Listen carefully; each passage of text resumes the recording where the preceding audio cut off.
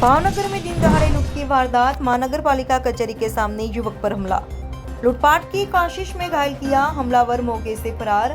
Police जांच में जुटी, क्या अपराधियों में कानून का डर खत्म हो चुका है और इस मामले में क्या कानूनी कार्रवाई हो सकती है, देखिए पूरी रिपोर्ट। नमस्कार, मैं हूं अर्पिता पटेल और आप देख रहे हैं न्यूज एक्सप्रेस 24 का प्राइम टाइम बुलेटिन।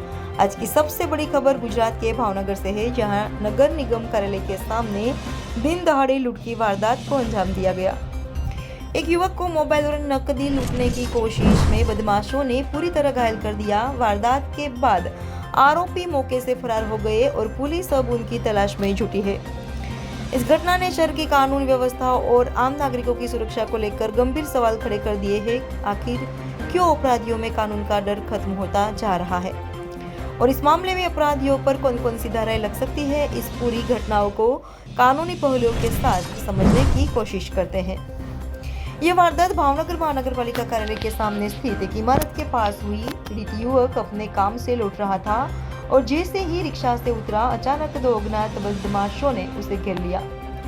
आरोपियों ने युवक से मोबाइल और नकदी छीनने की कोशिश की, लेकिन जब युवक ने विरोध किया तो उन्होंने धारदार हथियार से हमला कर उसे घायल कर दिया।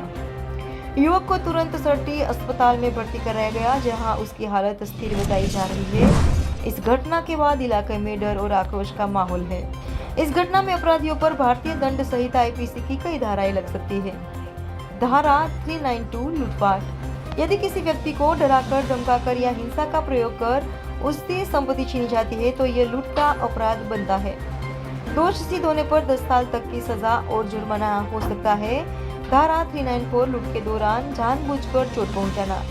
यदि लूटपाट के दौरान पीड़ित को जानबूझकर शारीरिक चोट पहुंचाई जाती है तो यह अपराध और गंभीर हो जाता है। इसमें आजीवन कारावास तक की सजा हो सकती है। धारा 323 चोट पहुंचाने का अपराध। अगर किसी को जानबूझकर शारीरिक नुकसान पहुंचाया जाता है तो इस धारा के तहत 1 साल तक की सजा या जुर्माना या दोनों हो सकते हैं। धारा 506 अगर अपराधी किसी को डराकर, धमकाकर अपराध करने की कोशिश करता है तो उसी धारा के तहत 7 साल तक की सजा हो सकती है। धारा 34 अगर अपराध एक से अधिक व्यक्ति मिलकर करते हैं तो उन सभी पर समान रूप से आरोप लगाया जा सकता है। यह एक गंभीर मामला है क्योंकि इसमें न सिर्फ लूटपाट की कोशिश की गई बल्कि पीड़ित पर हमला भी किया गया। यदि पुलिस जल्द कार्रवाई करे और आरोपियों को गिरफ्तार कर कोर्ट में पेश करे तो वे लूट और हिंसा की धाराओं के तहत कठोर सजा पा सकता है। શું નામ છે તમારું? અમિતભાઈ અમિતભાઈ, ક્યાં જતા હતા? શું થયું? હું દાખલો લેવા જતો હતો સલમ તારીખનો. રિક્ષામાંથી ઉતર્યો તો એક રિક્ષાવાળા ત્યાં ઊભો હતો. મારે વાંચી મારી બોચી પકડી તો મોબાઈલ છોટ્યો. તો મોબાઈલ ન આપ્યા તો પૈસા માંગ્યા. તો પૈસા ન આપ્યા તો મારા હાથમાં કંઈક હતું, મારે મારીને સીધો જતો રહ્યો. કેટલા જણા હતા તમારા? એક જણો હતો.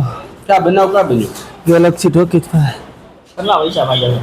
500 રૂપિયા, 1000 રૂપિયા પૈસા જતા રૂપિયા જે પડ્યા હોય કે મારી પાસે કાંઈ છે નહીં. મેં કીધું તો વાયથી ફરી અને સીધો ઢીકો જ મારી દીધો. પછી ભાગી ગયો સીધો ભાઈ. હું ફોન કરવા માંડ્યો ને ઓળખો છો તમે એને? એને જોયા જ નથી કોઈ. શું લઈને જાય?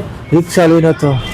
घटना की जानकारी मिलते ही भावनगर पुलिस ने जांच शुरू कर दी है। मौके पर लगे सीसीटीवी कैमरों की फुटेज खंगाली जा रही है, जिससे आरोपियों की पहचान की जा सके।